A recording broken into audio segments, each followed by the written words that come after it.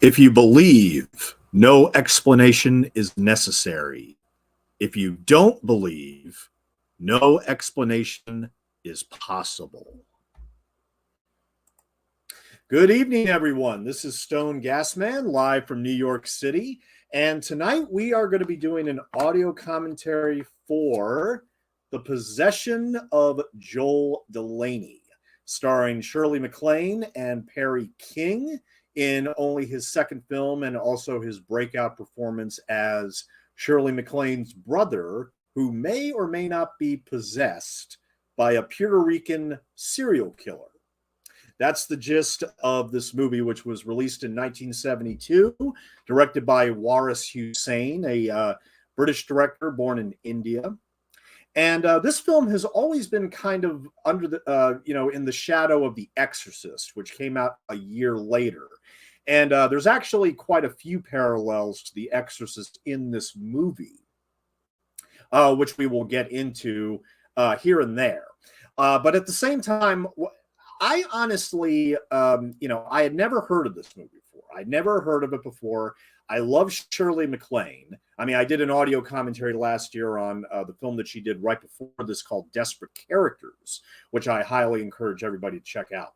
And this is from the same studio with the same star, same distribution company, in this case, Paramount Pictures. And just to let everybody know, I am currently paused on the Paramount logo. We'll get started here in just a couple minutes.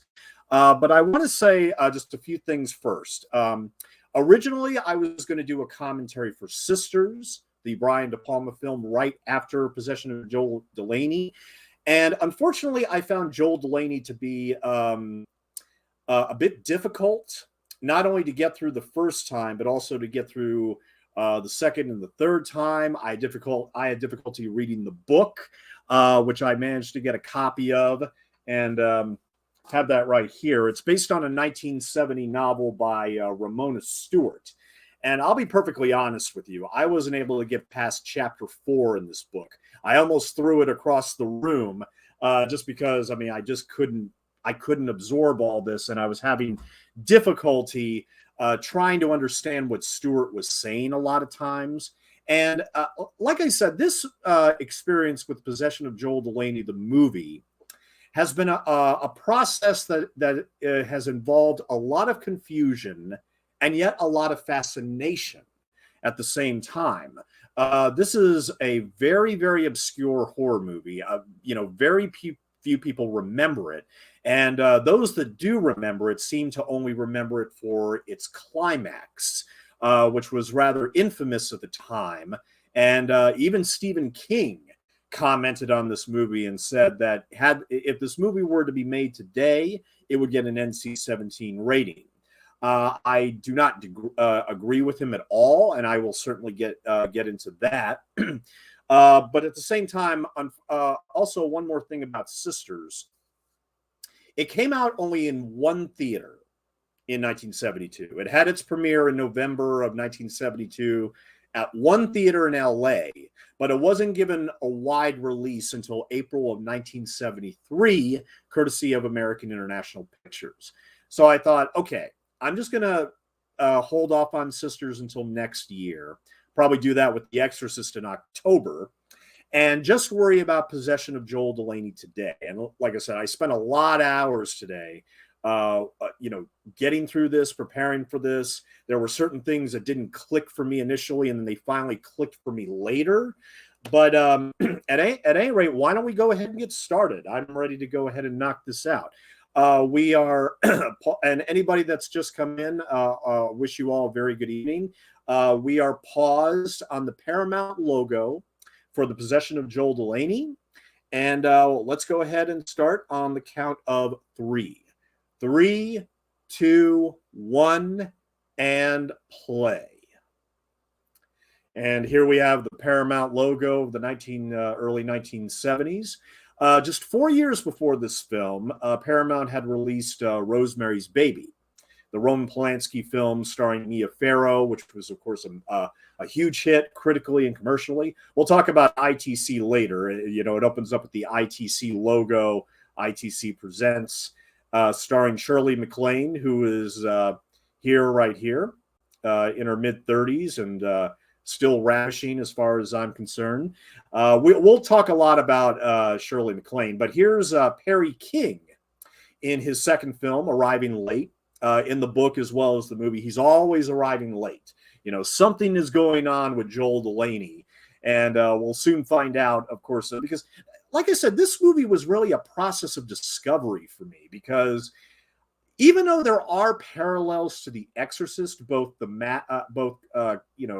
story-wise and just with certain elements, the thing is, I actually ultimately realized that this is a lot more cerebral than The Exorcist. It's a lot more cerebral. It's a lot more thoughtful. The themes are a bit more complex. And can I go so far as to say I prefer it to The Exorcist? Not quite. At least not right now. But at any rate, so here we open up on a upper white class rich man's party. The Upper West Side of New York City in the early 1970s. What you will be probably struck at is the amount of costumes and like the different, like the bow ties, and even the women are wearing, these giant bow ties on them. Look at Joel's tie right there. It's pretty cool. Yeah, I know I'm going on about ties in this opening scene, but I can't help it. There's something about these ties that really scream out at me, particularly in this opening sequence. Now, Perry King right here, when I realized that this was only his second movie after Slaughterhouse-5, based on the Kurt Vonnegut novel, which I also did a audio commentary on earlier in the year. Notice the sole black person in this party just kind of, standing back there in the corner, just like looking around and being like, feeling so out of place. This is a film that, even a little bit more than the possession itself, and possession here actually has a double meaning, by the way, which we'll look at a little bit later. But the thing is this is actually a film that's more about classism and racism, stereotypes, white privilege. And, it came out at a time when these possession stories were really booming. In the late 60s and early 70s. I mean, obviously with, Rosemary's Baby and The Exorcist being the king and queen, almost respectively, of that genre. But here we have these upper white class individuals, enjoying their lobster, laughing and, having these, I do declare conversations, where, they're basically in their comfort zone. They don't go out to other parts of New York, which have different ethnicities, and they're very comfortable in their own little world here. Drinking, smoking their cigarettes, wearing their quote unquote lavish costumes. I mean, in the 1970s, this was all the height of fashion. And there's actually a whole featurette on the Blu-ray which actually focuses on the fashion. I mean, different colors, wildly different accessories. I mean, look at all the rings and bracelets on this woman, just as a perfect example. Now, Perry King, I mean, here again, MacLaine, I'm gonna talk about a lot about MacLaine later. But I need to start with Perry King, because when I realized that he was basically more or less introduced in this film. Yes, he had appeared in Slaughterhouse-5. He didn't have a big role in that, but he did have a pivotal role. And with this film, Shirley MacLaine had taken him under his wing. He really was a novice, and he was really just breaking out in the industry at this point. And so, Perry King learned a lot from Shirley MacLaine while making this movie. Now, before Possession of Joel Delaney, I had only seen Perry King in one other movie, believe it or not, and it's kind of a cult classic now, which is Class of 1984, which came out in 1982, and it's basically about Perry King. He plays a music teacher. He's arrived at this roughhouse high school where there's graffiti everywhere, there's drug deals in the bathroom, and on top of all that, there's a quartet of gang members who rule the school, And then afterward, they go to like some kind of music hole in the wall place where they actually have a prostitution ring.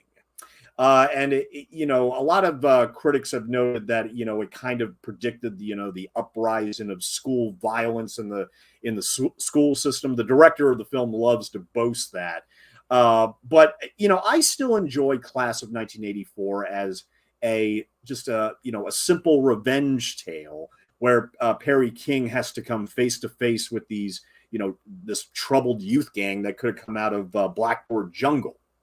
And Perry King is very, very good in that movie. And his co-star is Roddy McDowall. And that movie is actually famous for Roddy McDowall, getting a gun out of his briefcase and making all his students answer biology questions at gunpoint. Now, I know that in American society where there's school shootings happening every year, this is still very, very potent stuff. I mean, in 1982, it may have seemed like, some kind of weird, messed up, reality that doesn't exist. But now, oh yeah, it really does make an impression. Now, okay, so we'll go back to Perry King later. Now, Shirley MacLaine, she just woke up. She went to this party. She's hungover. She doesn't want to get out of bed. She's very, very lazy. And of course, she's very demanding of her housekeeper here. And the housekeeper is played by, okay. Is that for Sherry? Okay, now actually we'll go back. I'm so sorry.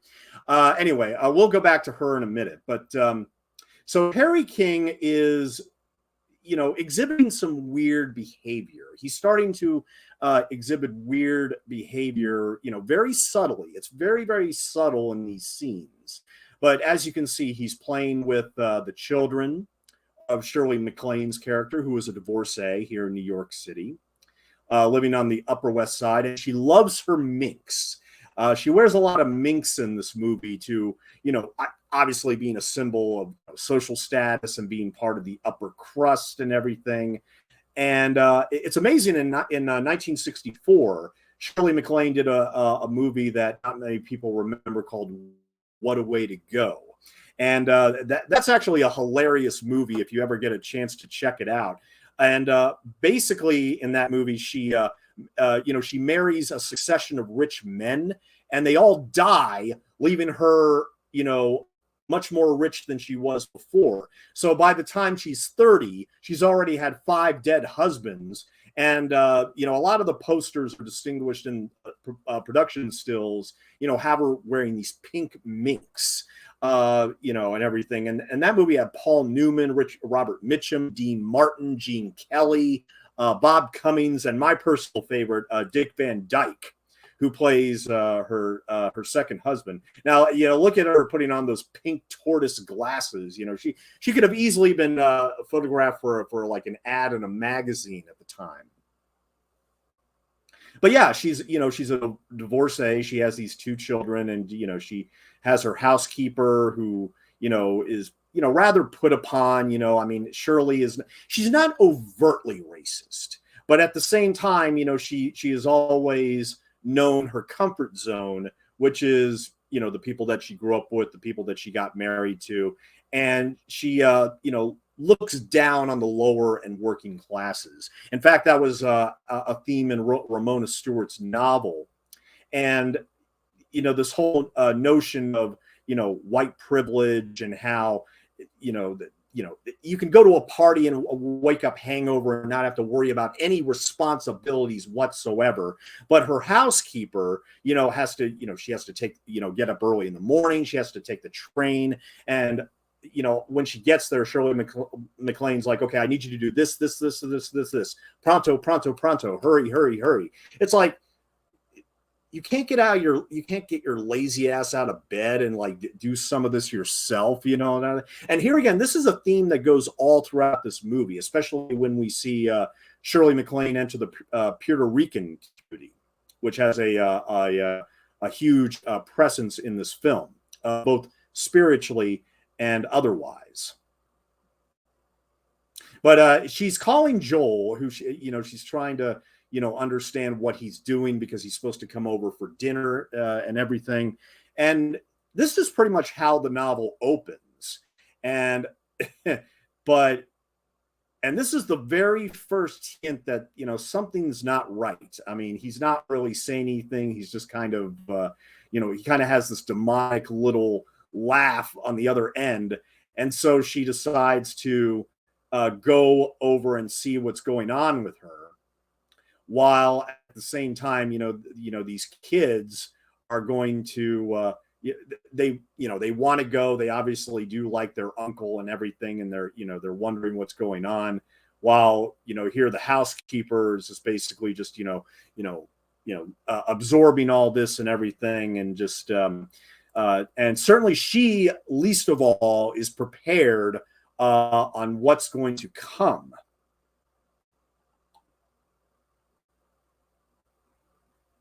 Now, The Possession of Joel Delaney, when it was released in 1972. In fact, it was the release date for the movie was actually May 24th.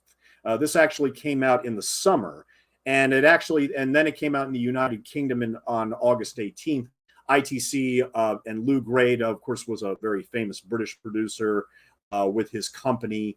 And ITC also put out a lot of the early Muppet movies. And there's actually a few Muppet alumni among the crew with this. Now, as you can see, her brother, he's just been taken out of his apartment. He's acting all nuts and everything. He's been arrested.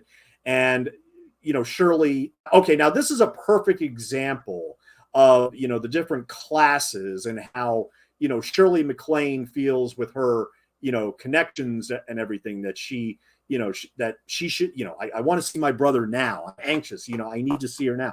And she doesn't understand that, look, it doesn't matter if you're rich, poor, white, black, Puerto Rican, it doesn't matter. Okay. If you're going to be if you're going to wait in a mental ward, everybody's going to wait as much as you. But of course, she's, impatient and insensitive. And of course, I love this woman right here who I've seen before. I know I've seen her in some other things, and she's always a delight. In fact, I mean, and that's the thing. She's not, I don't think she's in the main cast list. She may even be unbilled. I was going to find her name here real quick, but I really love that small performance here. And Shirley MacLaine is going to be calling her ex-husband because she feels like her husband being a doctor and specifically a surgeon, and to help with this situation. Oh, John, lovely to see you, sir. Welcome. MacLaine writes in her book she was floundering in the new decade, doing this film back-to-back with desperate characters, hoping to find her way back into the industry, but felt both pictures misfired. And you know what? She's not wrong. Both films were completely misfired. Desperate Characters, written and directed by Frank D. Gilroy, who was a Pulitzer Prize winner for The Subject Was Roses, a 1968 film. And it was basically Shirley MacLaine and her husband, Kenneth Mars. They lived in a rather desolate part of New York City, complete opposite from the character that she plays here. In Desperate Characters, she was much more like lower middle class. And she had a thing for stray cats. She's obviously a cat lover. And when she picks up this cat, wanting to feed it and everything, the cat bites her. And she, doesn't really want to go to the doctors or anything. And the bite, as it gets worse, it becomes a symbol for her her empty marriage with Kenneth Mars. A very depressing movie, but also, superlative performances. I mean, MacLaine and Mars are brilliant in that movie. And, here again, nobody saw it. And I didn't even watch it until it got on DVD, and I wrote a review on it for DVD Verdict, and discovered that, oh wow, I mean, this is a a buried treasure that I never really knew existed. And when I realized that Shirley MacLaine had made this horror movie in 1972, I just couldn't help it. I was like, "Oh shit, I got to do this." I'm that much of a fan of hers. And when I realized that she was in this like pre-Exorcist, occult possession thriller, oh, I knew that it was an absolute must to do for this commentary series.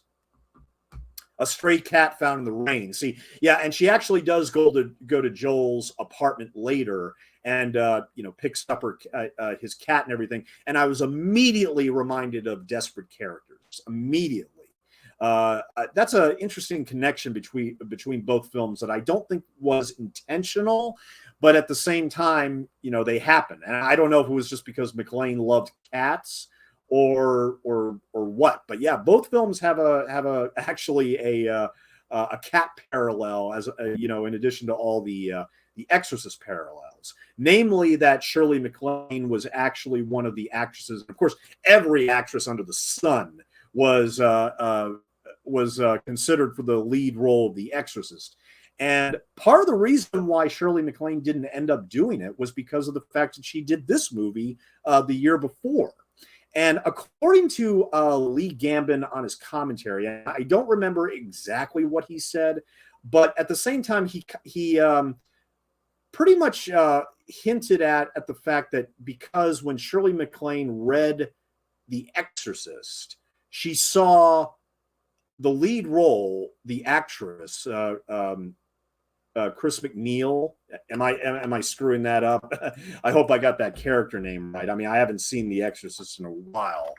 Yeah, her name was Chris McNeil, I believe. I just need to double check that. Yeah, Chris McNeil. That it was actually patterned on Shirley MacLaine herself. Now, here again, I don't want to mix up Lee Gambin's words, but on the commentary, I mean, basically, Shirley MacLaine was essentially Chris McNeil. Like Chris McNeil was actually based on Shirley MacLaine as an actress, and when she was doing all these films, and of course was working in Washington D.C. And here's the Joel's cat that she picks up, and she he's now in Bellevue, which is the mental hospital, still exists here in Manhattan. And she's looking around trying to figure out what's going on, because apparently Joel just decided to stab his landlord for some odd reason. He attacked his landlord, and Shirley and her ex-husband are obviously considering the strong possibility that it has to do with like LSD or some other hallucinogenic drug. And here she picks up this knife, this switchblade knife, which of course is going to come prominently later in the climax of the movie. And as a matter of fact, when she picked this up, it also reminded me of Class of 1984, believe it or not. Now, this actress right here, God, I hope I'm not confusing all of these actresses.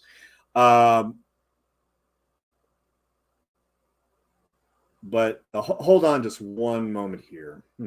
I doubt Joel would try to attack anyone. See, here again, furs. The upper crust, they love wearing these furs, these very expensive coats to show off their wealth and privilege and everything.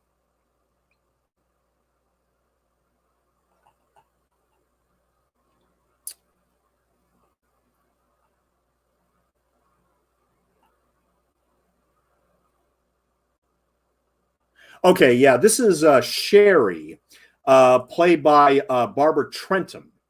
She was a model and an actress. In the early 70s, her photo appeared on many prominent magazine covers, including the British edition of Vogue.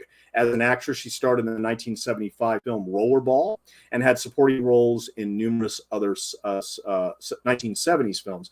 Now, for those of you who are okay, I'll get back to her in a minute, but this is Pat Ast right here, the legendary cult actress Pat Ast, who of course was in a lot of she was in Andy Warhol's circle and did a number of her films, and she also did the 1986 film Reformed School Girls.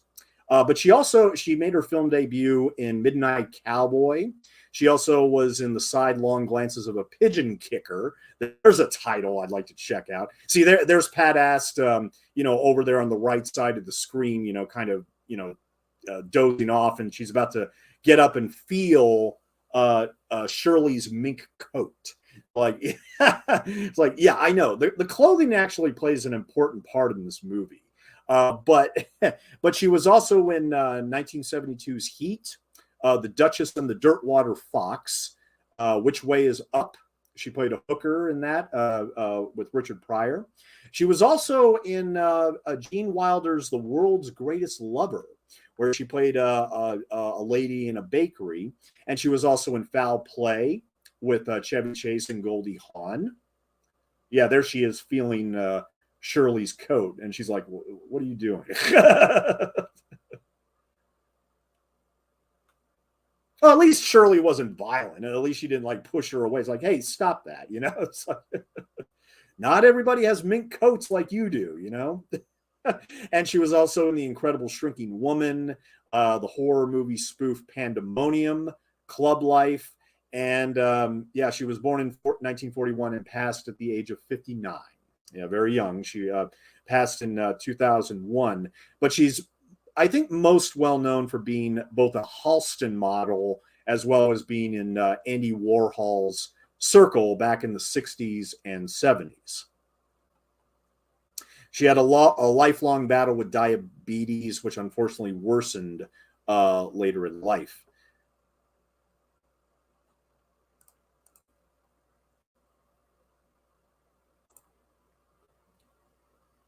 Now, they're going to be acquiring a psychiatrist for Joel here in a bit, which of course will help him get out of Bellevue here. Now, all throughout this opening, all throughout the first 30 to 40 minutes, there are very, very subtle, tiny little hints that, because Shirley MacLaine and Perry King, they don't act like brother and sister.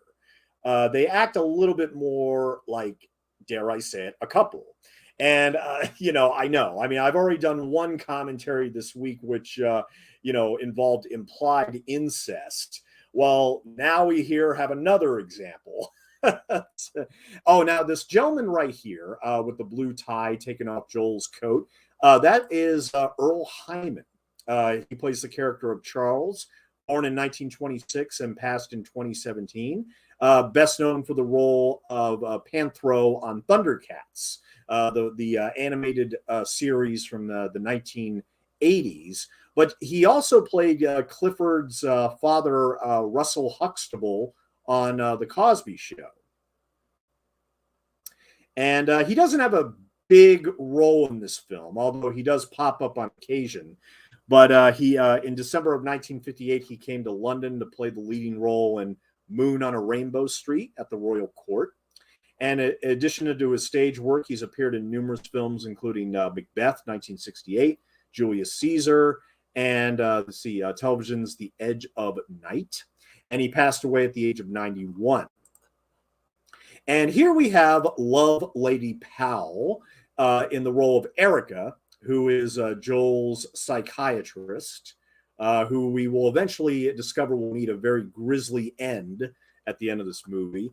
But she was born in 1930 and passed away only 2 years ago. She passed away in 2020 at the age of 89.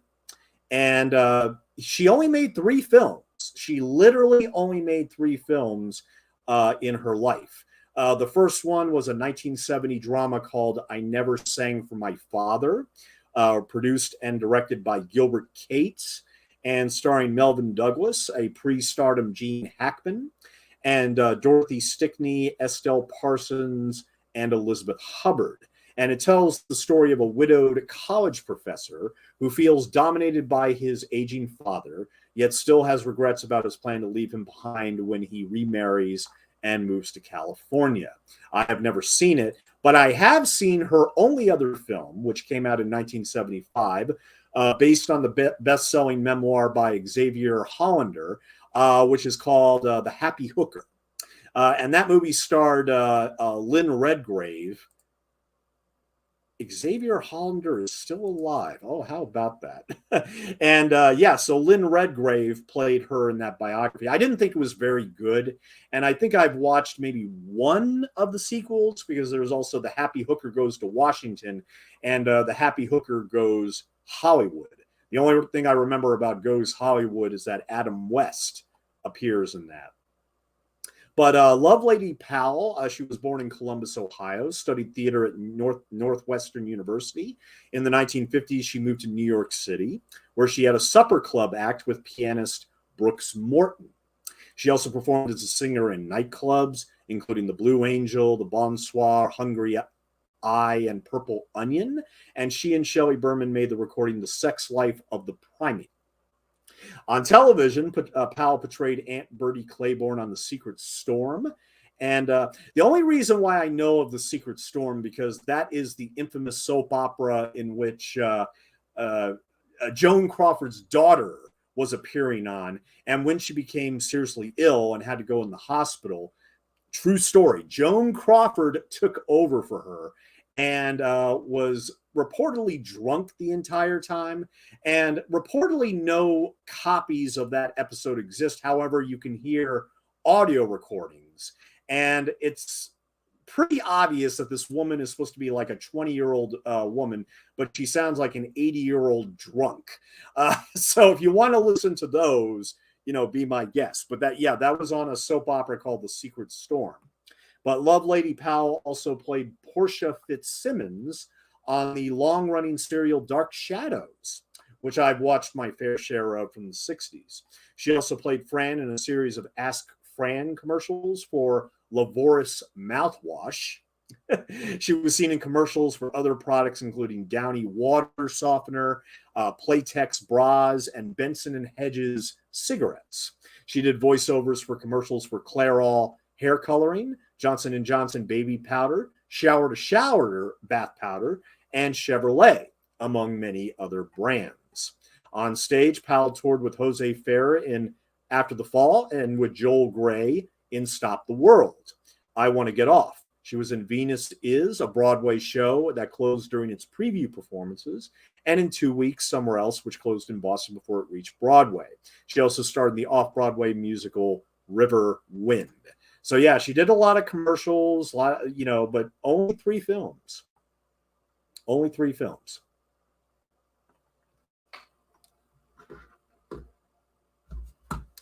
Now, for those of you who are just joining us, let me go ahead and give a timestamp real quick. We are coming up on 28 minutes and 30 seconds. 28 minutes and 30 seconds into the possession of Joel Delaney. And here is another perfect example where, you know, here again, I mean, Joel and his sister, they're not really acting like brother and sister. You know, they're acting more like a flirtatious couple that, you know, he was in Tangiers for a while. I met a lot of women like you in Tangiers, and starts to, you know, use a brush on her hair. Like, I mean, I never did that with my sister. And then he starts about getting laid, and you know, about getting laid with some of these women, and of course she's kind of like, well, wait a minute. And she scoffs and everything, and basically that kind of ends the, you know, the conversation. But what we're eventually going to find out, and I got to admit that the first scene that we get the full exposure, which is coming up here in a birthday scene, that he's actually possessed by the spirit of a Puerto Rican male who committed a number of beheadings in New York City, a serial killer. Unlike The Exorcist, where supposedly Regan is, you know, possessed by the devil himself, I've never bought that, and I've also never bought the, you know, the central true story on which The Exorcist is based on. But at any rate, but the major significance between this and The Exorcist is that Shirley MacLaine evidently was patterned, or Chris McNeil was patterned literally after Shirley MacLaine as an actress. And the thing is that, and I'm glad, yeah, John. Warren Blatty says Shirley never forgave him for the Exorcist connection, went public. Her daughter was touted as, quote, the real demon girl. Oh, especially since the cover portrait bears a close resemblance. You know what, John? I need to read Shirley's book. I need to read Shirley's book now. Absolutely. But let me just say this real quick because, I don't want to go on with The Exorcist, but, I'll do the commentary next year. But let me just say, without attacking William Peter Blatty, because I'm sure his novel is terrific. Yes, I haven't read it yet. But look, I personally believe that the incident on which The Exorcist is based on never happened. It supposedly happened in 1947 when a boy was possessed by some kind of demon and, had to go through these rough exorcisms and everything. Considering the way the Catholic Church has always been, I am practically convinced that, The Exorcist never happened and that it was just an excuse, a lie, to cover up for child molestation. Because as we all know, Catholic priests, have a thing for children. In the words of Robin Williams, you're not a priest, let go of me. So look, after watching Spotlight and what's the other, the Magdalene Sisters, after watching those two films, I can't help but think that, the Catholic Church with all its power, is, either the priests are pedophiles or they protect pedophiles. And that's why it just doesn't make sense to me why many people decide to remain Catholic. I don't get it. I just don't get it. But anyway, I'll go into that in more detail when we do the commentary for The Exorcist next year. But going back to Barbara Trentham here as Sherry, Joel's girlfriend. And yeah, you see, he's going to be pretty rough here when it comes to having sex with Sherry. She's saying, no, that hurts, that hurts, that hurts. He's being very, very rough, like biting her lip and just, being too rough, way too rough for her in bed. One thing I was going to say about Barbara Trentham, who she was born in 1944. She passed away in 2013 at the age of 68. When I was watching the documentary on the Blu-ray for Monty Python's The Meaning of Life, which is oddly enough my favorite Monty Python movie, John Cleese was talking about, he had a year before making that movie, he and the rest of the Monty Python guys, they went off down to the Caribbean and they started, putting The Meaning of Life together.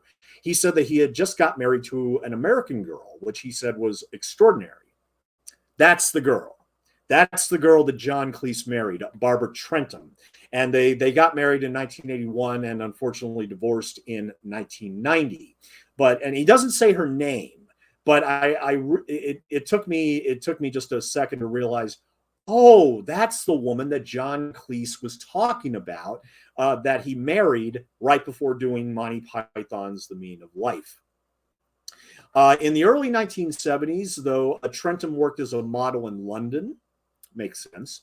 Her photo appeared several times on the cover pages of British magazines, including 17 and Vogue. Let's just hope that John Cleese was only looking at the Vogue mags and not the 17 mags. In 1972, she landed a supporting role in the horror thriller The Possession of Joel Delaney. She then moved to LA to pursue her acting career. She starred in the science fiction film Rollerball in 1975 with James Caan. I've never seen that, to be perfectly honest. I've never even seen the remake. In 1976, she performed in the action drama Sky Riders and had a cameo in the British-German television series The Girl from Outer Space. In 1978, she appeared in the produced for television horror Death Moon. And in 1979, there she is sitting in the chair in the back there, in an episode of the adventure series A Man Called Sloan. In 1980, while working in Los Angeles as a reporter and producer of Those Amazing Animals, which was a television show on ABC from 1980 to 1984 in the tradition of like Ripley's Believe It or Not and that kind of thing. She met English actor and comedian John Cleese at a Monty Python performance, and they married. Their daughter Camilla was born in 1984, and in 1987 the couple separated. 3 years later, they divorced. During her marriage to Cleese, her love for art was reawakened when she began her third career as a painter, her preferred medium being oil paint. In 1993, she moved to Chicago, where she met the lawyer George Covington. The two married in 1998 and lived in Lake Bluff, Illinois. She built up an art studio, which became the meeting place and source of inspiration for local artists. She was also co-founder of Artists on the Bluff, a nonprofit organization for artists. She was a member of the Art Association of Jackson Hole and organized events and art fairs there. From watercolor and acrylic to oil painting, Trentum produced pieces featuring both figures and landscapes. And sadly, she passed away at the age of 68 due to complications from leukemia. Now, this is the scene where we're going to have our very first like outward possession shock moment. And I have to admit that it took me by surprise. I mean, considering the fact that we're already, I found it really bizarre that we're already like 37 minutes in and we still haven't gotten any like real jolts, any real, whatever's wrong with Joel, it hasn't really been, it hasn't really leaked out yet. But in the meantime, let's talk about Miriam Cohen, who that's who plays the housekeeper in this movie. There she is right there. And her reaction to what Joel is going to say, as well as Shirley's reaction for that matter, are priceless. They're absolute gold. And I was right there with them, mirroring those reactions. But Miriam Cohen was a Puerto Rican actress. She was born in 1936, passed in 2017, as did excuse me, as did Barbara Trentum, who I was just talking about before. And Miriam, she was a founder and director of the Puerto Rican Traveling Theater in New York City, beginning her career in the early 50s. She performed on Broadway, later moving into television, and she became well known on various TV shows, including Sanford and Son and Gunsmoke. She is best known as Mama Montana, the mother of Al Pacino's title character in Scarface. And I'm sure that once she appears on screen again, you'll be like, oh yeah, that's Al Pacino's mom in that movie. Despite the fact the actors had an age gap of less than 4 years. But, hey, I never questioned it. And in 2014, she received the National Medal of Arts from President Barack Obama, only 3 years before she passed away at the age of 80 years old. And she was born in Puerto Rico, obviously. In New York, she befriended and acted with another young Puerto Rican actor and future director, Dean Zayas. In 1953, Cohen debuted as an actress in The Baseball Players, a film produced in Puerto Rico. That year, she moved to New York City, where she was accepted by the Actors Studio co-founder Elia Kazan, later director of On the Waterfront and many other films, thus becoming the studio's first Puerto Rican member. She worked in theater and landed a role in the soap opera Guiding Light. She attended a performance of Rene Marquez's La Carreta, The Ox Cart, which motivated her to form the first Hispanic theater group with the help of La Carreta's producer, Roberto Rodriguez. In 1954, she appeared on stage in the Summer House in New York. Between 1954 and 1974, she made guest appearances on television shows such as Peter Gunn and Alfred Hitchcock Presents, and she appeared mostly in westerns such as Gunsmoke, Bonanza, High Chaparral, and Have Gun Will Travel. She also appeared in the 1960 film One-Eyed Jacks, which of course is the only film directed by Marlon Brando, who also starred in it. She was known as the Redhead. That's who she was in that. In 1962, she was featured as the co-star. Here she is bringing the cake out. Featured as the co-star in a teleplay written by Frank Gabrielson and produced the TV series The DuPont Show of the Week. It starred Lee Marvin and based on an H.G. Wells story, Marina, the Country of the Blind. She also co-starred in Anita Chavez and Thunder Island with a screenplay written by Jack Nicholson. Now, here is where Joel is going to ultimately reveal that something's fucked up with him. Something's up with his brain. Something is up with his character because his behavior is getting more erratic and weird and frightening. Like, what, he's going to try to burn her hair? What is he doing here? You know, and Shirley MacLaine rightly calls him out on that. And then he starts demanding for more wine, more wine from Miriam Cohen. And then out of nowhere, he starts yelling Spanish at the housekeeper. Now, there's no subtitles to indicate what he says. And Shirley MacLaine is obviously stunned because she, has no idea how the hell he knows Spanish when she's never heard him speak Spanish before. And apparently he was very, very rude to both Miriam Cohen when basically ordering her to get more wine and everything. And now I don't want to throw out there what he says, because here's the thing.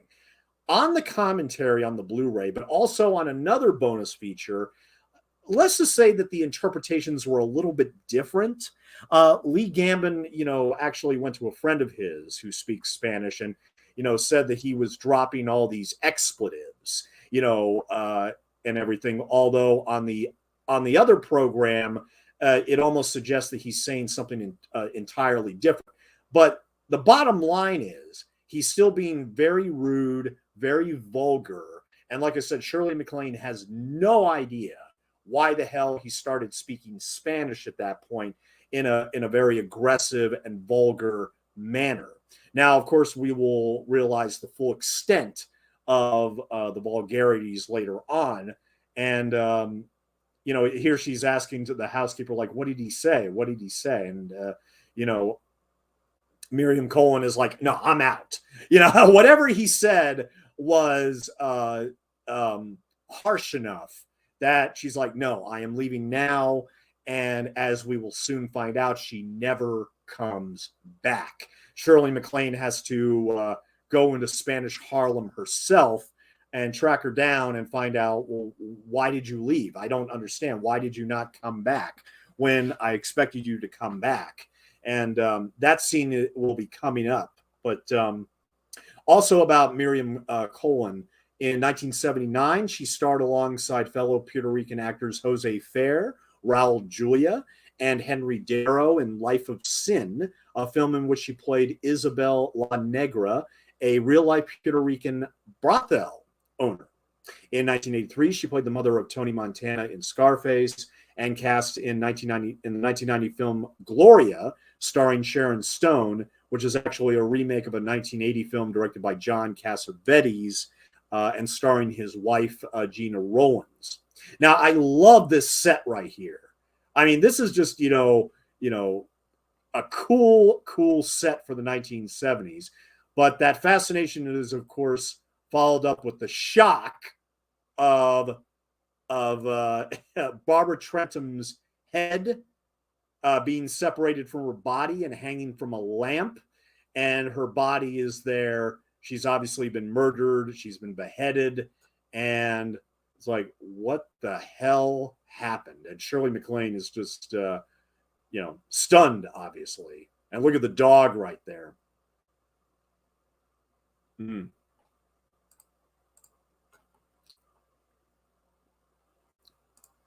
When we see Miriam Cohen again, I'll provide a few more details about her. But how about we dive a little bit more into Shirley MacLaine, because here again, I've been a massive fan of hers for probably ever since I was a child. I mean, I can't emphasize enough how many times I saw The Apartment growing up. I mean, I saw it for the first time when I was like 9, 10 years old. I used to talk about it in middle school, and nobody had no idea what I was talking about. Only the teachers knew what I was talking about. This is a very rare collector's edition of The Apartment. It has a very thick book in it and everything. This is how much I love The Apartment. Seriously, I just want to showcase this for a minute. See, very, very thick packaging. This is courtesy of Arrow. Yeah, Arrow Academy. And this was a limited edition, with a hardbound book with numerous essays inside and everything. I mean, that's how much I love The Apartment. See, right there. It's one of the very few films that I think is absolutely perfect in the history of cinema. In fact, I mean, I would only list maybe about 20 or so films that I would say are so perfect I wouldn't change 1 second of it. And, Shirley MacLaine is just absolutely irresistible in the movie. See, there she is with Jack Lemmon in the Apartment. And I've seen it so many times that, for a while, I didn't even see any of Shirley's other movies. And it even took me a while to realize, wait a minute, she's the brother of Warren, excuse me, she's the sister of Warren Beatty? That took me years to find out. I would never have guessed. I would never have guessed that she is the sister of Warren Beatty. And I don't think they've made any movies together. I could be wrong on that. And I got to read her book, obviously, but she's still with us. She's still with us. She's 88 years old. And she just did a movie today, or I mean, not today, but this year, which has gotten some rave reviews. I'll talk about that in a minute, but she made her film debut in the Alfred Hitchcock film, The Trouble with Harry, as Jennifer Rogers. Now, that's how you start a film career, okay? You start out while working for Alfred Hitchcock. And after that, she was in the Best Picture winner Around the World in 80 Days. Some Came Running, 1958. And then in 1960, she exploded with not only The Apartment, but also Ocean's 11. The original Ocean's 11 with the Rat Pack, like Frank Sinatra and Sammy Davis Jr., all those guys. And after that, she was also in a 1961 film directed by William Wyler called The Children's Hour, which honestly I've never seen, but I have seen the original film that it was a remake of, which was These Three, 1936, based on a play by Lillian Hellman. And because of themes of lesbianism, they were not able to incorporate them in the original 1936 film, which I prefer. But The Children's Hour does evidently include those themes of lesbianism. And from what I understand, according to Lee Gambin's commentary, that at the end of Children's Hour, Shirley MacLaine goes on this, executes this tearful monologue where she expresses her love for Audrey Hepburn. I got to check it out. I got to check it out one of these days. In the 1960s, she also did Irma la Douce, reuniting with Billy Wilder for a very, very long, but nonetheless a lot of fun, a movie that's a lot of fun, where she plays a prostitute, and Jack Lemmon falls in love with her and pretends to be this French sergeant, and everything. A very fun movie. In 1969, she had done Sweet Charity for Bob Fosse, where she did a lot of dancing in that movie, a lot of singing, a lot of dancing, and everything. And then after that, she did Two Mules for Sister Sarah with Clint Eastwood. And then she ended up doing these 2 films for ITC Entertainment, Desperate Characters, which I talked about before, and The Possession of Joel Delaney. Now, I must say real quick that this was actually all shot at the New York Public Library, and all of the extras that you see are actual library patrons. And this is when she discovers who Tonio Perez is, who is the serial killer that has been responsible for these beheadings of women in the Spanish Harlem section of New York. See, there it is, the New York Public Library. Back in 1971. Of course, I think the library is most well known for that opening shot in Ghostbusters. God, these phones, man. I mean, I keep forgetting that there was a point in time where there were no cell phones and we still had to deal with landlines and rotary phones. I mean, that's the thing. One thing I did like about this film from the get-go was the fact that, excellent use of New York City locations. And it's just fascinating to me to watch this film, which was filmed 50 years before, and see certain things that have changed and certain things that haven't changed. I find that particularly interesting. In 1975, she took a few years off. Shirley MacLaine wanted to write some books and wanted to do some other things. So she took a break from acting after the failures of Desperate Character and Joel Delaney. So she did this documentary, which she wrote, co-directed, and produced, called The Other Half of the Sky, a China memoir.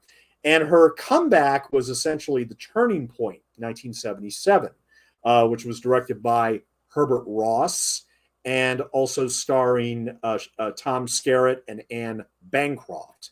And I've never seen The Turning Point, although that is one of those films that apparently got like a ton of Oscar nominations, but did not win one. And you got to remember, this is the same year as Star Wars and Annie Hall, and those basically took up all the Oscars. Nobody else really had a chance that year. But after Turning Point, she was also in Hal Ashby's Being There with Peter Sellers. And then in 1980, she made a couple of movies about adultery.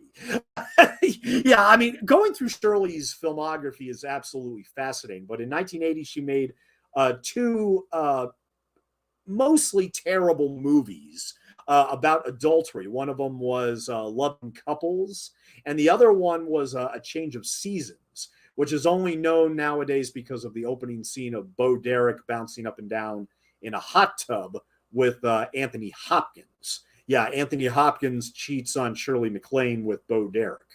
And I'm not going to go any more on that. In 1983, she finally won her Academy Award for Best Actress for Terms of Endearment, where she played Aurora Greenway. Powerful film and an emotional powerhouse of a movie based on a great book. James L. Brooks wrote and produced and directed that. And Shirley MacLaine, I am absolutely convinced, as many others, that the scene that guaranteed her the Oscar was near the end, when her daughter, Deborah Winger, is dying of cancer and everything. And she's screaming all around the hospital, give her the shot, give her the shot, give her the fucking shot. Oh, she doesn't curse, but no, she basically screams at every nurse in there, give her the damn shot.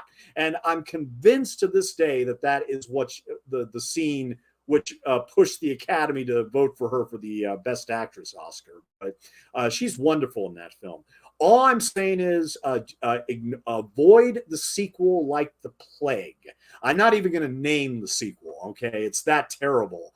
It's the worst sequel I've ever seen in my life. Yeah. Actually, yeah. It is without a doubt the worst sequel I've ever seen in my life. I'm not even going to mention it. After Terms of Endearment, she, of course, had a role in Cannonball Run 2. Then she did Steel Magnolias in 1989, which had a big ensemble cast. Postcards from the Edge, based on Carrie Fisher's struggle with drugs and everything, based on her book. She was also in Defending Your Life, which she played herself, written and directed by Albert Brooks. Later in the 1990s, she did Used People, Wrestling Ernest Hemingway, Guarding Tess, a cute little comedy with Nicolas Cage. Mrs. Winterbourne, she was then in Bewitched, Rumor Has It, which was a quasi-sequel to The Graduate, not really.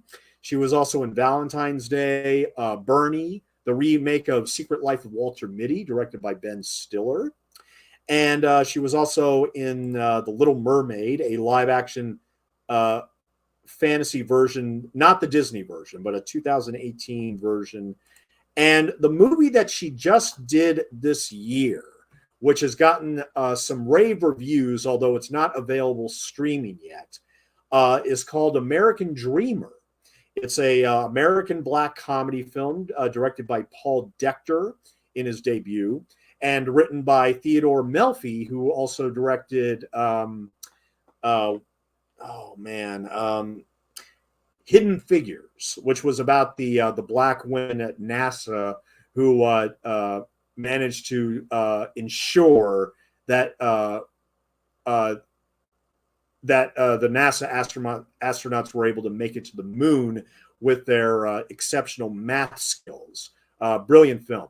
Now, in this scene right here, you can clearly see that Shirley MacLaine, when she enters this shop in Spanish Harlem, people are obviously looking at her and noticing that she's not it's like, are you in the wrong neighborhood? Are you lost? Having that kind of look and everything. And she, of course, gets out some money because she wants to get some help in finding out more about Torrio, the man that has possessed her brother.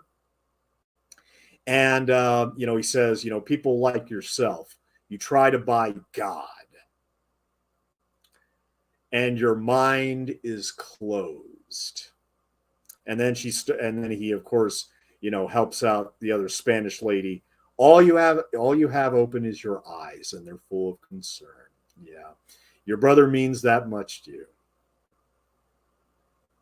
And I think for the first time in the movie, because in the book, from what I understand, according to Lee Gambin on his Blu-ray commentary, that her character was a bit more sensitive to the plight and the situation of Puerto Ricans in Spanish Harlem, whereas Shirley MacLaine in this movie is a lot more cold, a lot more distant, a lot more judgmental and everything, and just feels very uncomfortable.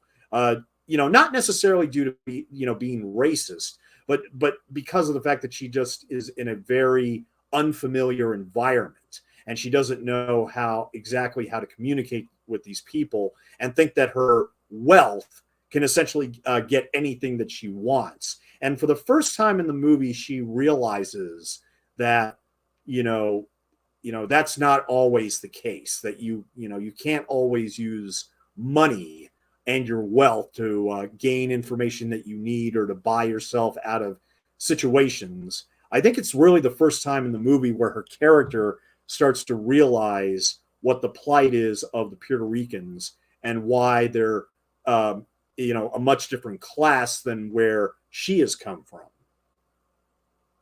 Now, we are currently at the 58-minute mark. We just passed the 58-minute mark for the possession of Joel Delaney, and we have about 45 minutes left. But I was going to say real quick that the movie that Shirley MacLaine made this year, I really want to watch it. It's based on a segment from the radio show This American Life, and it stars Peter Dinklage, yes, the Game of Thrones actor, as a professor who tries to buy the estate of a lonely widow, played by Shirley MacLaine. And in supporting roles are Matt Dillon and Danny Glover. Yeah. So, yeah. It was first announced on February 2nd of last year. And it came out, it actually was released at the Tribeca Film Festival on June 11th this year, but it hasn't been made available streaming yet. And I can't tell you enough that I am so looking forward to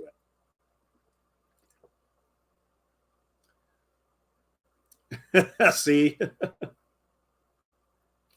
Yep, like I said, this is more about, that's the thing. This movie is more about, classism and white privilege than it seems to be about the possession itself.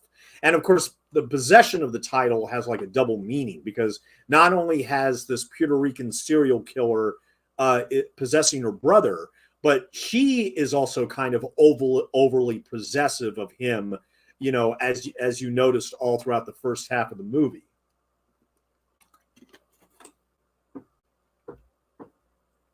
And Perry King is actually off screen here for quite a stretch of time.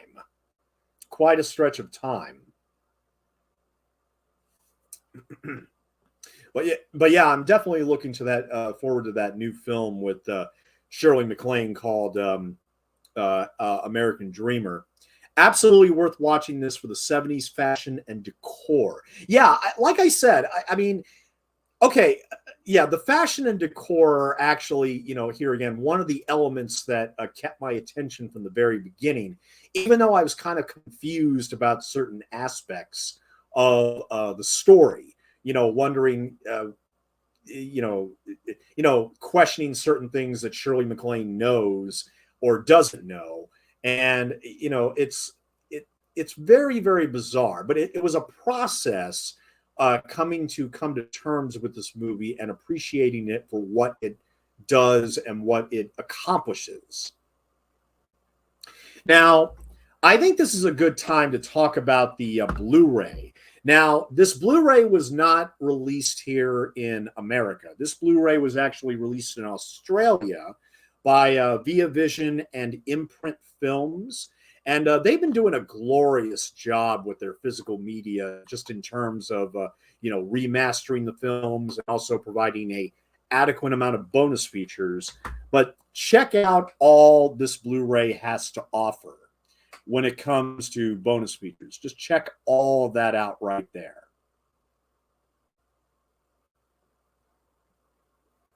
Yeah, so this Blu-ray, it has a 1080p high definition transfer by Imprint Films, a audio commentary by film historian Lee Gambin, and actually last night I did my commentary on Night of the Lepus.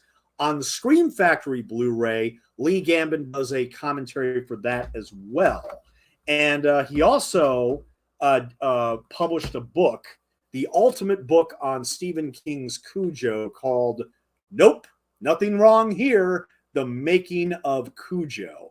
Because the truth of the matter is that Cujo is my absolute favorite Stephen King adaptation, and I had to get his book on the subject. And I'm also such a fan of Cujo, I also have the now out of print Eureka Collector's Edition, this multi-disc Blu-ray, which also has a booklet like The Apartment. Huge fan, huge Cujo fan. And of course, Lee Gambin has written, books as well. I think he has like a film society down there in Australia. So he's done a lot. And I almost want to pick up any other physical media movies now that he's done commentaries for, even if I don't care for the movies. But Rob, when you brought up the fashion and decor, as you can see, there's an entire featurette about the fashion in the movie.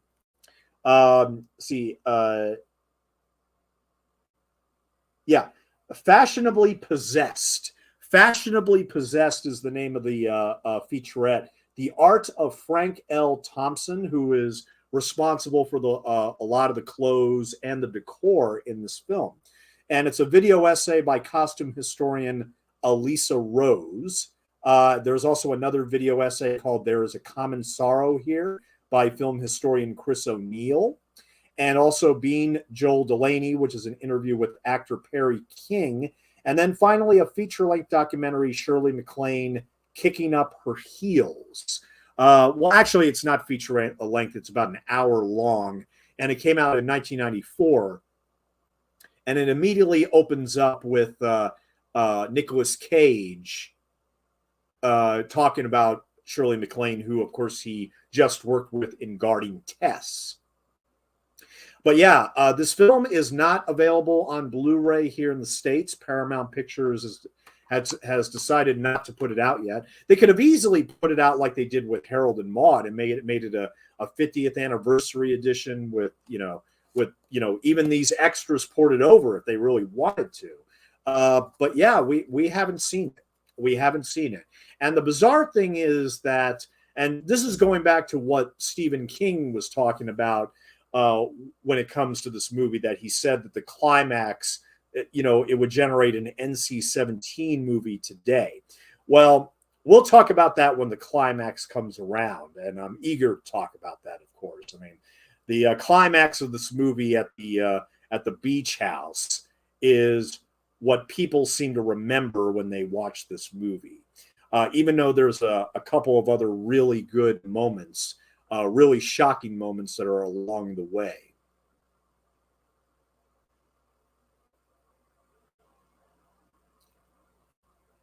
Now here she is arriving at this apartment with Don Pedro. Now notice the shirt that he wears. You know, the very bright red shirt on the featurette.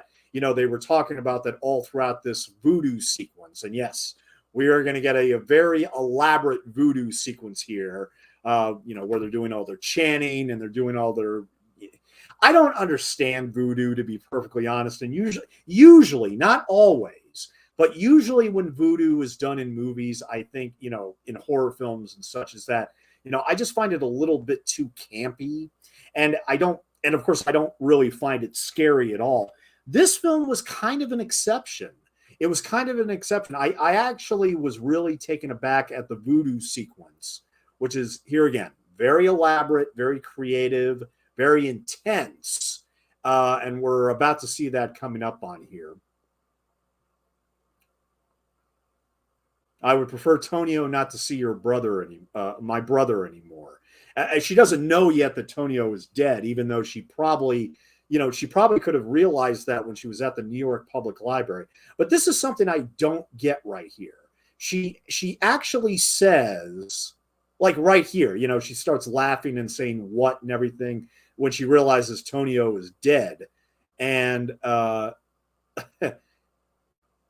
and she actually says right here, this is absurd. Tonio was in my house just recently. And they said, well, no, the spirit of Tonio was in your house. And no, she said, in the flesh. That makes no sense to me. Like, no. Tonio wasn't there in the flesh. You know, her brother was there in the flesh. And of course, she didn't know at the time that was Tonio's voice coming out of her brother's mouth. So I don't get that. I don't understand where she got the idea that Tonio was physically inside her apartment, not in the flesh, as she likes to put forth. So that part actually confused me. But then we're looking at the actual pictures, and she realizes, okay, yeah, this is the same guy that was in all the newspaper clippings that she looked at when she was at the New York Public Library. And she begins to understand. Now, look at this string of pictures going from top to bottom, which I'm sure this was intentional, but it looks like that Tonio is just getting more insane with each picture. I actually like that touch. I think that is a really, really nice touch. See, look at the pictures all going all the way down. It looks like the same expression, but it's almost like he's just putting his head more close to the camera. Very, very creepy stuff. Very creepy stuff. He did so many evil things. He tried to kill me. And see, here we have Shirley MacLaine, you know, beginning to empathize. She's beginning to understand and empathize with the Puerto Ricans, especially when she finds herself in this situation. And this, you know, this performance by this actress here is so wonderful. As Mrs. Perez, this is Teodorina Bello. Yeah, that's her name. She's really good, really good. And Don Pedro, Mr. Perez, is played by Aukie Herger. Yeah, very, very good Puerto Rican actors. But we haven't even talked about the director yet. Yeah, we haven't talked about the director yet. So, well, the director is a man by the name of Waris Hussein, British Indian television and film director, still with us. He's 83 years old. At the beginning of his career, he was employed by the BBC and its youngest drama director.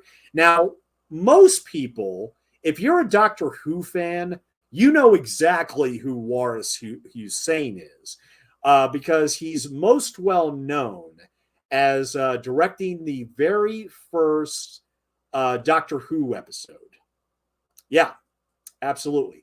He directed early episodes of Doctor Who, including the first serial, An Unearthly Child, in 1963, and later directed the multiple award-winning Thames television serial Edward and Mrs. Simpson in 1978.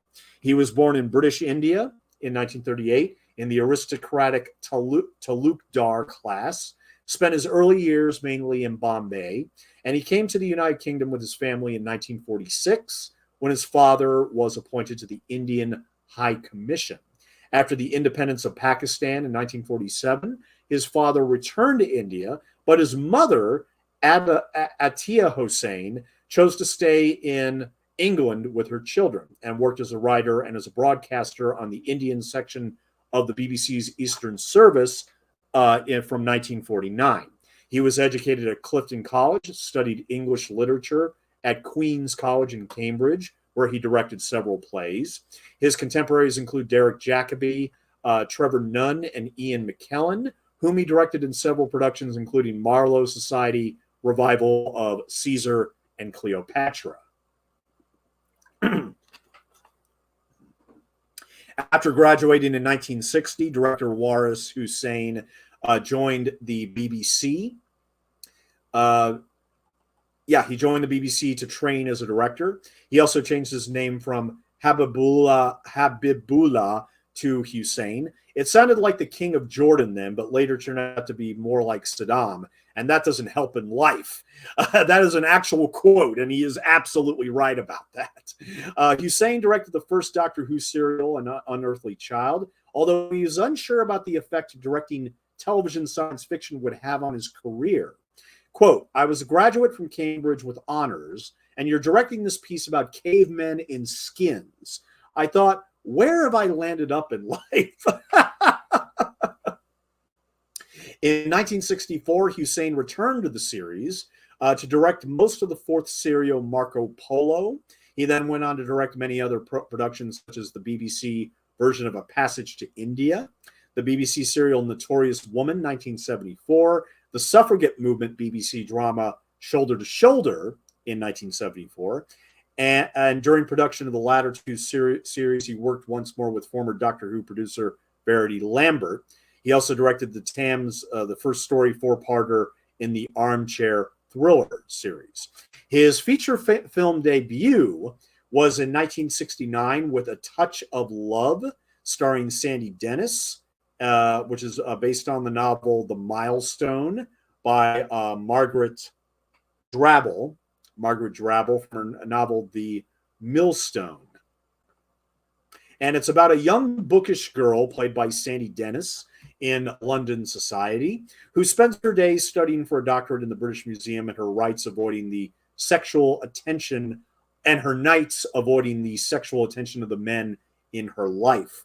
One day, all that changes through a friend. She is introduced to rising TV news reader announcer George Matthews, played by Ian McKellen. After a further chance meeting and a tumble on the sofa, she finds herself pregnant from her first sexual encounter.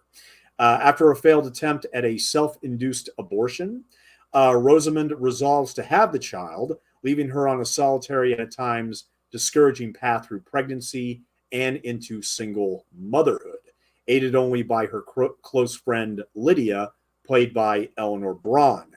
And that was a British Lion production. Milton Subotsky says the film was not a box office success, but since the filmmaker sold it to the distributors for more than its cost, they made a profit. Rosenberg later said it was his opinion the best movie that Amicus ever produced. And Amicus Productions is actually responsible for all those anthology films of the early 1970s. And I've already done two of them this month, Tales from the Crypt, and the one that I preferred was actually Asylum. And I apologize, I am not a voodoo expert in any sense of the imagination. So, when I first watched all this, it was just kind of like, okay, I don't know what to say about any of this stuff, aside from the fact that it is pretty crazy and pretty creepy. The voodoo in this movie actually works for me when it usually never works for me.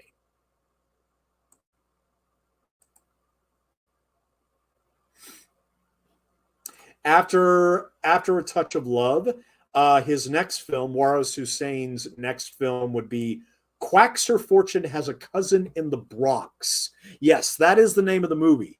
Quaxer Fortune Has a Cousin in the Bronx, starring Gene Wilder and Margot Kidder. Yeah, who later played Lois Lane in the Superman films and everything. I definitely have to check that out one of these days. I mean, I definitely do have to check that out. After that, he made Melody in 1971, starring Jack Wilde and Mark Lester. Lee Gambin actually talks a lot about Melody in the commentary. Although the film was a box office disappointment in both the U.S. and Britain, it turned out to be a hit in Japan, as well in some Latin American countries such as Mexico, Argentina, and Chile, and a modest hit in South Africa. And then after that, he did The Possession of Joel Delaney. And then he only made 2 other films. He only made 2 other major films. He did Henry VIII and His 6 Wives, also in 1972, starring Donald Pleasance, Charlotte Rampling, and Lynn Frederick, which I decided to pass on doing a commentary for. And Waris's last film as a director was the 1997 British drama. Most of the films he made in the late 60s, early 70s, there are only 5 of them. But his last film was actually in 1997 called Six Happiness. Not to be confused with the Inn of Six Happiness. Based on the 1991 autobiography by Firdaus Kanga entitled Trying to Grow. Kanga plays himself in this film about Britain, India, race, and sex. It also features performances from Suad Faris, Nina Wadia, Indira Varma, and Mira Sayal. And it's about Brit, a boy born with brittle bones who never grows taller than 4 feet. And his sexual awakening, his family life crumbles around him. It is also about the Parsi or Parsis, descendants of the Persian Empire who were driven out by Persia by an Islamic invasion more than 1,000 years ago and settled in Western India. Parsis had a closer relationship with the British during the years of the Raj. Brit is named by his mother, born after his brittle bones, and in tribute to his mother's love of Britain. So he only directed 6 films, but to Doctor Who fans, he will always be known as the one that actually directed the very first episode of Doctor Who. But I must say, I definitely want to see Quaxer Fortune Has a Cousin in the Bronx, because Gene Wilder and Margot Kidder, that sounds like quite the match right there. That definitely does sound like quite the match. And so there is Waris Hussein for you, the director of The Possession of Joel Delaney.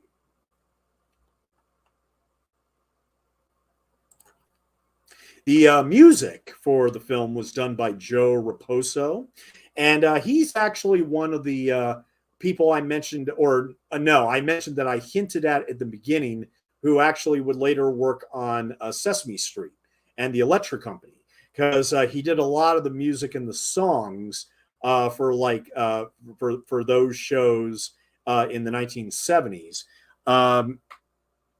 He's best known for his work on Sesame Street, where he wrote the theme song. He's actually responsible for the Sesame Street theme song, as well as classic songs such as Being Green. It's not easy being green. C is for Cookie. And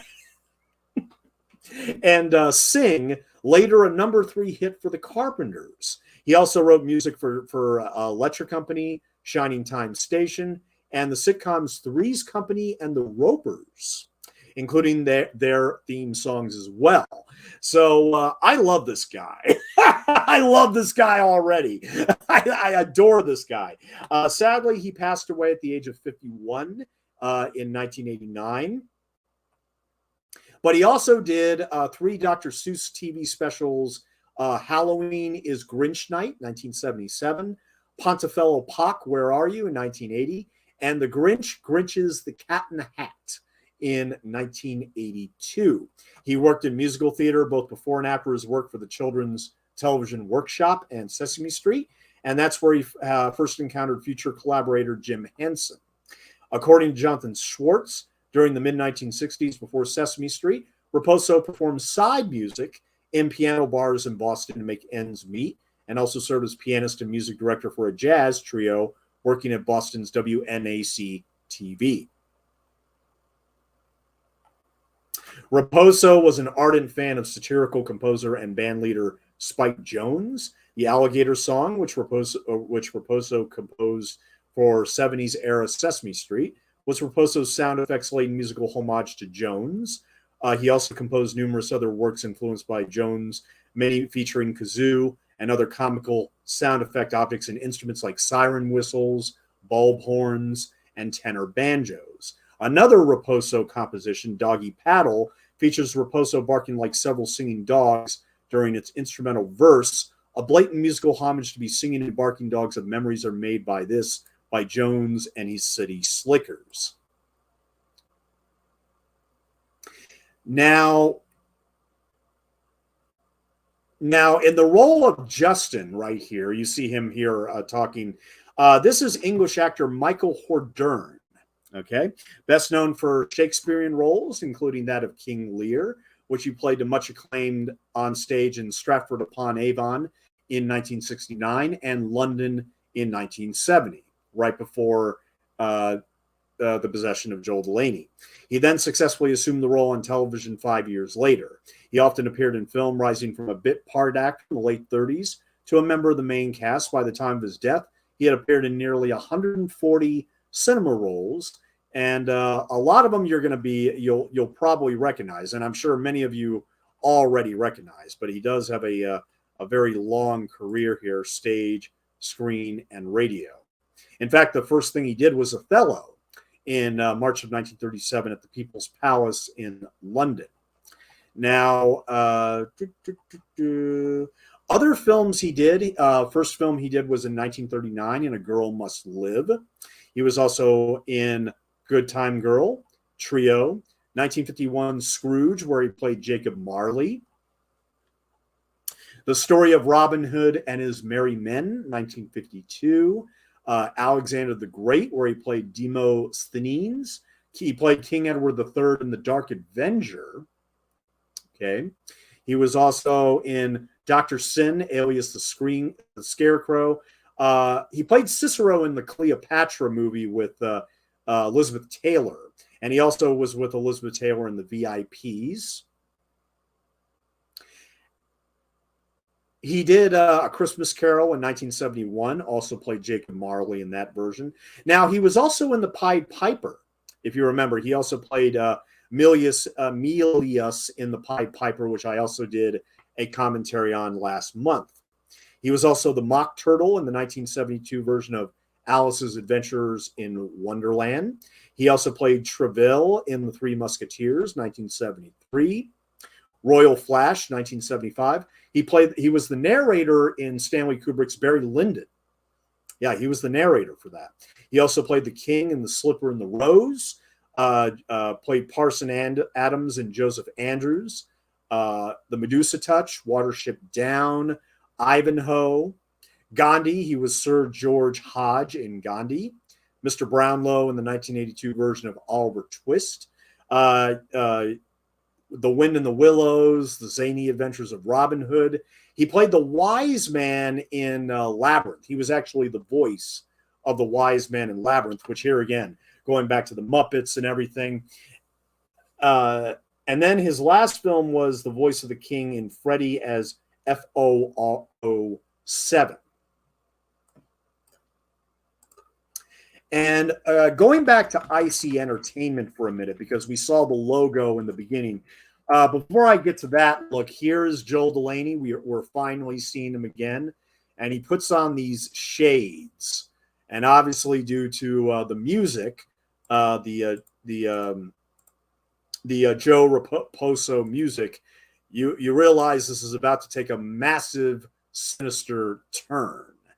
And this entire third act in Long Island was very heavily criticized, particularly by Roger Ebert. And actually, let me just go ahead and get to his review right now. Just to let everybody know, Roger Ebert gave this movie 2 stars, although Leonard Maltin actually gave the movie 3 stars. And, he said it was a very offbeat movie. But Roger Ebert's review, I want to focus on just for a brief minute, as this this this pretty shocking third act, which will turn off some people for obvious reasons, which we will get to here. But yeah, Roger Ebert gave the movie 2 stars, and this is what he wrote. What can you say about the possession of Joel Delaney except that it gave him a hobby? Before his friend Tonio's spirit occupied his body, life was little more than a series of hoes and hums for Joel. He was the kind of kid who kept his bedroom door shut, played old bongo music on stereo, and complained of headaches. His big thing was to wrap himself up in a blanket and stare vacantly at the closet door. A guy like this is never going to make the JC's list of the 10 most up-and-coming young men in America, let's face it. After he met Tonio, everything changed. Tonio was outgoing and dynamic. He had beheaded 3 girls in Central Park. Then Tonio died, alas, and Joel moved into Tonio's vacant apartment and was possessed by Tonio's spirit. Right away, he could speak Spanish with a Puerto Rican accent that would have required months at Berlitz. And he was given to dandy rages. He could snarl and squirm and scream and throw things, and the cops had to take him to Bellevue on more than one occasion. No more closet doors for Joel. The possession of Joel Delaney is not so much about Joel's new zest for living, however, as it is about Shirley MacLaine, who plays Joel's sister.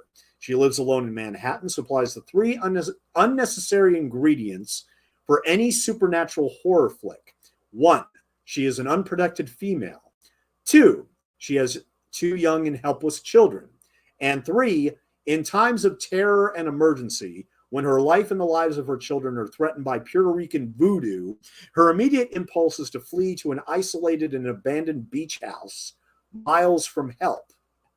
You will recall from our discussion of last week's horror movie Fright that an isolated house is very important to these enterprises. Children are helpful too. In Fright, there was a baby upstairs, but babies aren't so good because all they can do is cry inarticulately. No, small children are a better bet. They can scream and cry piteously and take the dog for walks. After Miss MacLaine finally watches on her brother has been possessed by an evil spirit, she goes to a voodoo priest in Spanish Harlem who attempts to lure Tonio's spirit from Joel's body. No dice. This scene is about the only good thing in the movie, however, because it's shot and edited in a scary, claustrophobic style and seems to reflect some research into the actual folklore of voodoo. The rest of the movie is badly put together. Disagree. With little feeling for suspense. Disagree. And the final scenes in the beach house are in nauseatingly bad taste. Filmmakers should have enough imagination and enterprise to scare us without resorting to cheap tricks. Hitchcock can and does. But Waris Hussein, who directed the film, is so bankrupt of imagination, disagree, that he actually descends to a scene where the little boy is forced to disrobe and eat dog food. Now, he actually gets it wrong. It's actually the daughter that is being forced to eat dog food, not the son. But anyway, this is all because of the evil spirit in Joel's body, of course, but I don't care. Scenes of this nature are rotten and bankrupt, and you feel unclean just after watching them. Now, remember, this is from the same guy that wrote a 3.5-star, very positive review for The Last House on the Left, directed by Wes Craven and produced by Sean S. Cunningham, which came out the same year in 1972. The creepy thing about the possession of Joel Delaney is that audiences leave the theater with smiles on their faces, whether because they're condescending to the film as trashy fun or because they actually found it amusing. I'm not sure. I'm also not sure I want to know. Now, as you can see, he doesn't even mention Ramona Stewart's book. And then, like I said, Leonard Maltin, on the other hand, gave the movie 3 stars and actually really liked it a lot. In fact, he was even quoted on the DVD. Now, the weird thing is that Paramount, well, actually, let's go back to Stephen King, because Stephen King, he said that when the boy, who, by the way, is played by David Elliott, and also the daughter is played by Lisa Cohane. When the boy is forced to basically strip naked, that Stephen King said that this film would get an NC-17 rating today. I disagree. The thing is that he probably watched Possession of Joel Delaney on VHS. Now, of course, back then in the late 70s and early 80s, the VHS tapes, of course, were transferred via pan and scan, which means that you could see much more of the frame. So, and guess what? That much more of the frame basically exposed the boy's genitalia. Yeah. So, and a lot of the reviews on IMDb, if you were going to look at some of the user reviews on there, some of them say that, that this scene is more graphic than others in terms of the child nudity. Now, let me just say this one thing about child nudity. I actually read a review one time about the Blue Lagoon, the infamous Brooke Shields movie that actually he actually called it child pornography. Look, there's a massive difference between child pornography and child nudity. And of course, I'm not an expert on the subject, but, common sense, child nudity is just nudity. Okay. There's no actual sexual stuff going on. And that's the thing. In Blue Lagoon, it is not child pornography. Okay. It is not. It is just nudity. But then again, we don't really see anything because Brooke Shields has her hair taped to her nipples. But Brooke Shields was also in Pretty Baby, a 1978 film in which she appeared naked at 12 years old. After watching Pretty Baby, I determined that her nude scene was completely unnecessary, 100% unnecessary. And yes, I do want to get on the director about that, because even though the film was set in a New Orleans brothel, the shot of her in the bathtub is so out of place, unnecessary. It has virtually no point in the plot and or the story that here again, it's 100% unnecessary. We didn't need to see that. I mean, in the Blue Lagoon, at least the nudity is essential to the story. I mean, look, if you were on a desert island with, somebody else, you would walk around naked. In fact, that was Randall Kleiser's intention, was to have Brooke Shields and Christopher Atkins walk all around naked. Now, in this film, the nudity is not really graphic. It's not really graphic. And here again, that VHS pan and scan version from the early 80s obviously inadvertently showed his genitalia. So the thing is, what we are watching is the theatrical version, hopefully, unless you're watching this on VHS. We are watching the theatrical version, which does not include the genitalia. Okay? So Stephen King, he saw it on VHS, and he obviously freaked out like other people did about the child nudity.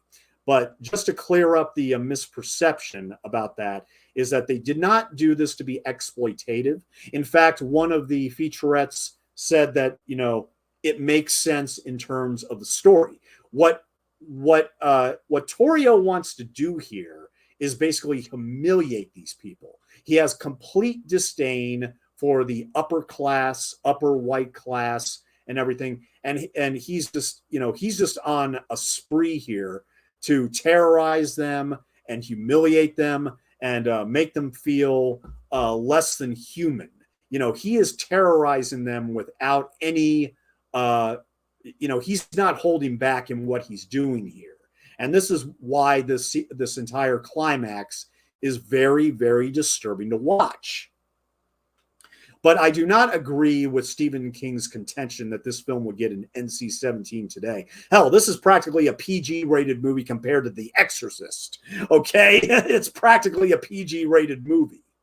But it still has those shocking horror moments, particularly when Joel Delaney first speaks Spanish at the birthday party, and then at the Voodoo sequence, and now finally in this very controversial climax where he goes all out, the possession is complete, and he's just terrorizing them, and he obviously has all the intention in the world to kill them and behead them.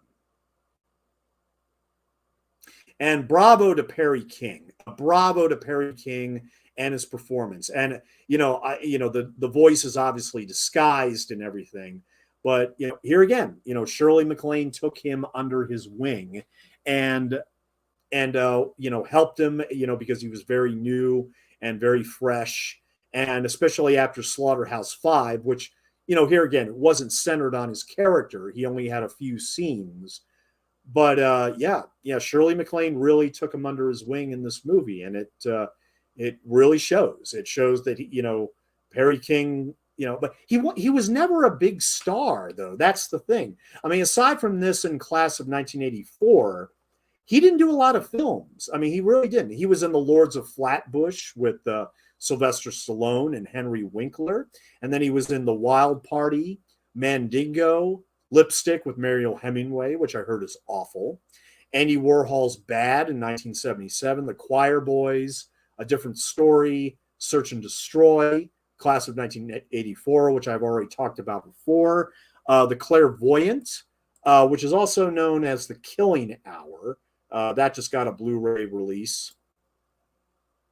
The 1991 Blake Edwards film Switch with Ellen Barkin, The Adventures of Ragtime, Her Married Lover, The Day After Tomorrow. He played the president in that disaster film, the Day After Tomorrow.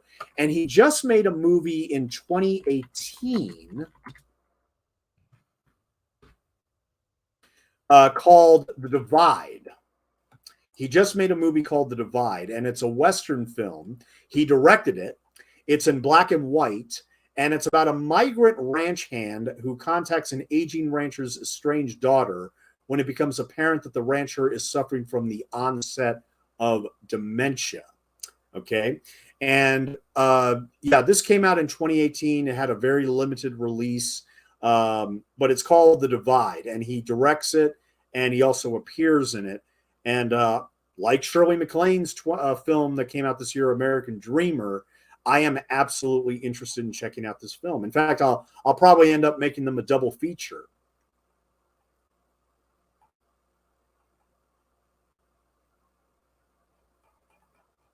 Now, I got to admit, when all the cops show up, my immediate first question is, why didn't they surround the beach house? I mean, I think that's an absolutely valid question. They just stand out there in the front with their guns and everything. They couldn't have found a window and try to have taken a clean shot and everything. I don't understand why all of them just stand almost literally at attention in front of the beach house. Like, go somewhere. Like, find a place where you can take this guy out. And oh boy, here's the scene where Perry King demands the son take off all his clothes. Very, very humiliating. And I can't imagine what it was like for the young actor here. I mean, but see, that's the thing. You don't really see any genitalia. It's kept pretty, I think the director, I think he did a good job of not taking this too far. For Roger Ebert, it was obviously too far. And I can't say for certain if this is in the book or not because I didn't finish it. But, this stuff is just hard to watch. It really is. And as you can see, the frame is kind of cut out there at the very bottom. So you really don't see his genitalia. You really don't. But in the pan and scan version, where you saw much more of the frame top and bottom, you did see it. And that obviously upset a lot of people, and I don't blame them. But at the same time, unlike Pretty Baby, I do think that this was essential to showcase Perry King or the serial killer's deranged personality and how much he wants to terrorize and humiliate them. And here again, this all goes back to the classism and the separation of the classes and everything. He wants these rich white folks to suffer before he actually murders them. And Lee Gammon, he talks about the age-old stereotype of people with so low of an income that they're reduced to eating dog food and everything. And he actually talks about like how it was used comically in certain shows like Good Times and everything. But this is seriously disturbing and horrifying stuff, particularly to watch on screen. Nobody wants to see a young girl eating dog food on screen. But then again, is this any worse or any less alarming than like a 12-year-old girl putting a cross in her, masturbating with a crucifix and saying, Jesus, fuck you? I don't know. Pick your poison, obviously pick your poison.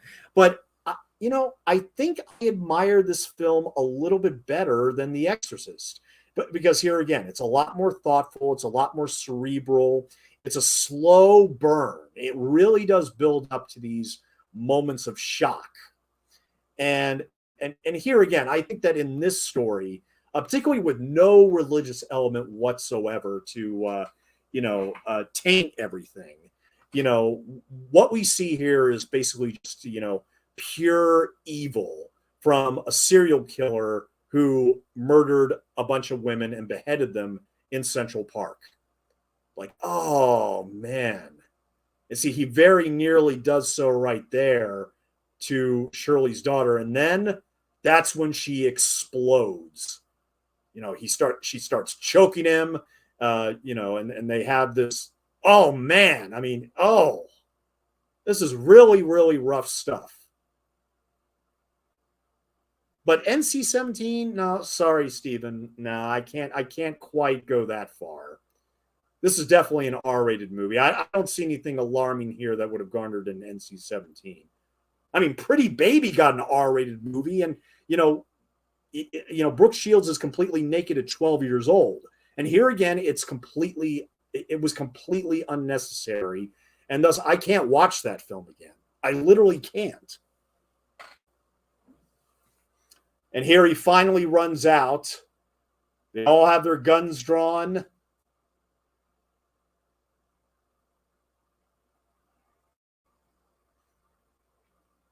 And they kill him. And finally, the nightmare is over.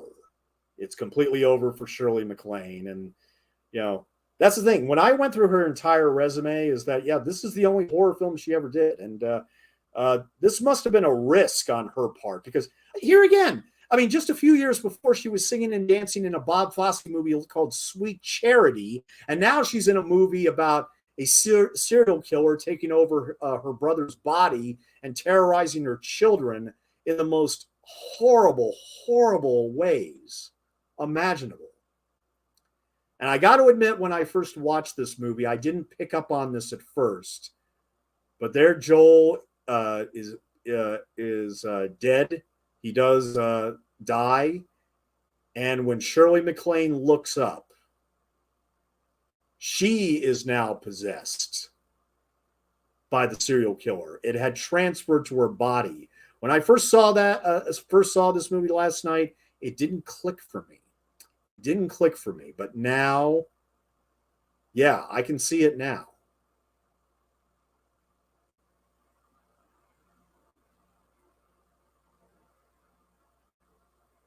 And that, of course, is her image on the cover here.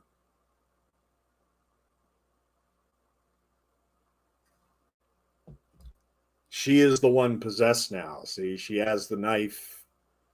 Oh my God. Like I said, scary ending. Very, very scary ending. But look, it works. And I think it works for the story. And I think Roger Ebert just took it a bit too. I think he was just wasn't taken aback at the story at all, even though it was, very, very cerebral, and it just, wasn't altogether concerned about just shocking the audience, but giving us a slow burn of a movie about possession. And do I love this film? Not quite. I'm more on Leonard Maltin's side than I am on Roger Ebert's side. But, hey, for this Via Vision Blu-ray, It's absolutely worth picking up if you're a Shirley MacLaine fan. If you can take the horror elements, then I would say go for it. Absolutely go for it. Filmed entirely on location in New York and post-production at Twickenham Studios in England. And we hear the waves crashing and the wind howling as we close the possession of Joel Delaney. Thank you everybody for joining me tonight. Just to let everybody know that tomorrow, Sunday night, we will be doing 2 films, which I am actually more than prepared to knock out. We're going to be doing Deathline from 1972, as well as Roddy McDowell's Tam Lin, starring Ava Gardner and Ian McShane. So Deathline will be at 9 p.m. and Tam Lin will be at 10:30 p.m. Tonight. And hope to see you all then. Thank you very much for coming out tonight. John and Rob, you guys were awesome. Thank you so much for your input and your comments. And you all have a great